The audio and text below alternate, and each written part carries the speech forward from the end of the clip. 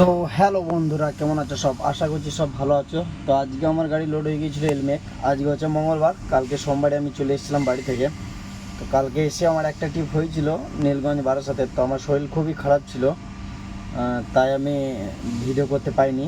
তো আজকে দেখছো আমার মাথার কোনো চুল নেই, কারণ খুবই অসুবিধা হচ্ছিল। ডাক্তার দেখানোর পর ডাক্তার আমাকে ন্যাড়া করতে বললো, তাই আমি কিছু না ভেবেই ন্যাড়া করে নিলাম। নাহলে এই শীতের টাইমে খুবই কষ্ট, খুবই অসুবিধা। এখন টাইম প্রায় 2টোর দিকে, 1:30-2টোর দিকে। আর আমি খাওয়া দাওয়া করে বেরিয়ে গিয়েছিলাম গাড়ি দিয়ে। তো চলো মেন হাইওয়েতে যাওয়া যাক। দেখতে পাচ্ছ সামনে বড় বড় গাড়ি ঢুকছে, আর রাস্তাটা খুবই ছোট।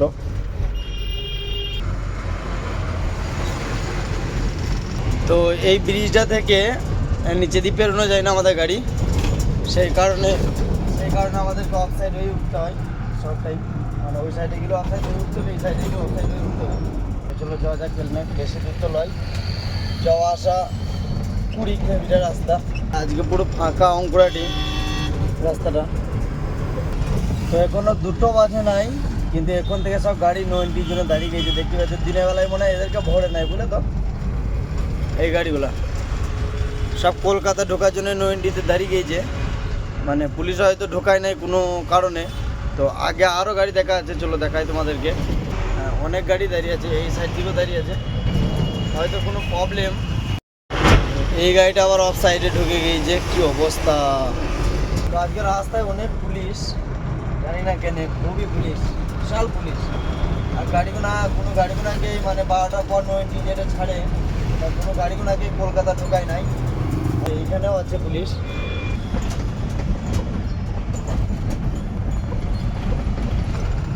তো আমরা এখন 16 ব্রিজ থেকে রাউন্ড মারবো। এইখানেও পুলিশ, চারিদিকেই পুলিশ। কেন আজকে হঠাৎ, এখন তো কিছু আছে বলে জানাও নাই আমার। তো আমরা এলমেক ফুড চলে এসেছিলাম। এখানে আচার সস এইসব তৈরি হয়। স্যাম্পেলও দিয়ে দিলাম, দেখি গাড়ি কোন খালি হয়। খালি হওয়ার পর অঙ্কুরাটিতে দাঁড়াবো, দাঁড়িয়ে চিকেন নিয়ে নেবো রাত্রে রান্না করার জন্য। রাত্রে আশা করি আর গাড়ি লোড হবে না, আবার বলাও যেন হতে পারে, দেখি দেখা যাক কী হয়।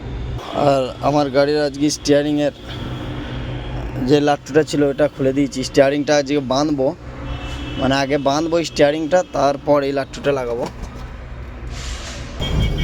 তো গাড়ি খালি করে আমরা বেরিয়ে গিয়েছিলাম।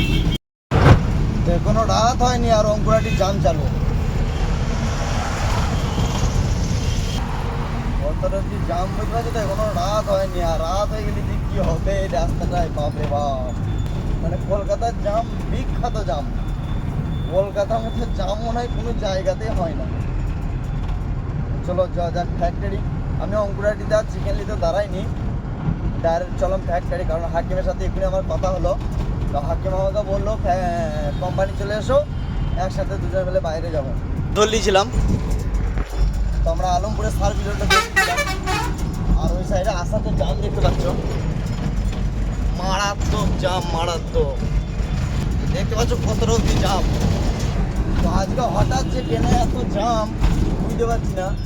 যাই ফ্যাক্টরি কোম্পানিতে গেলে জানতে পারবো কী কারণে আজকে এত জাম, মারাত্মক জাম। এবার আমাদের কি হবে, তার ফ্যাক্টরি যেতে কটা বাজে দেখো খালি। তো আলমপুরে ব্রিজের নিচে থেকে আমরা ঘুরে গিয়েছিলাম। তো রাস্তার যা কন্ডিশন এখন, পুরো ফুল জাম। কিসের জন্য যে এত জাম কিছু বুঝছি না। তো গাড়ি আমাদের ঢুকতে দেয় নাই। তোমার জঙ্গলপুরে 1 নম্বর গেটের এই সাইডে সার্ভিস রোডে যেটা ধরি আমরা, ওইদিকে আমাদেরকে ঘুরতে ছিল না। ওইখানে পুলিশ দাঁড়িয়ে আছে, বলছে এদিকে এখন সিএম যাবে। তারপর তো ওইখান থেকে প্রথম দাঁড়িয়ে আছে, মেন হাইওয়ে সাইডে লাগিয়ে দিয়েছি গাড়ি। আমি নিয়ে যাবোই বা কোথায়, এত বড় যাই থেকে আমি আবার সে ওইদিকে ঘুরে যাবো, অনেক জাম। তো দেখি কখন ছাড়ে, তারপর দেখা বাবা। ফাইনালি 90 জাম সিগন্যাল যা ছিল সব খুলে গিয়েছে। মানে সিএম একালা ব্যাক কী করে করবো, একটু ফাঁকা হোক। না ফাঁকা হলে একালা ব্যাক করা তো সমস্যা না। তো সিএম চলে গিয়েছে, এবার ছেড়ে দিল। কিন্তু এবার গাড়িটা এইখান থেকে একালা ব্যাক করা খুবই সমস্যা। দেখি একটু রাত হোক, একটু ফাঁকা হোক। পেছনে দিকে বিশাল জাম,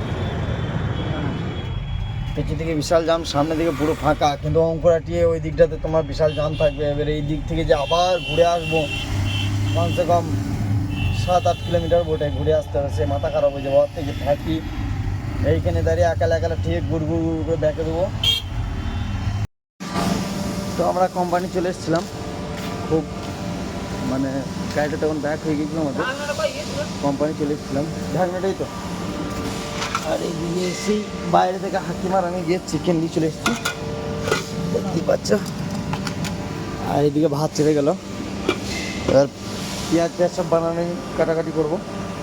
আর শীতের টাইমে গরম গরম ভাত আর চিকেন ভালোই লাগে, যেটা করা যাক।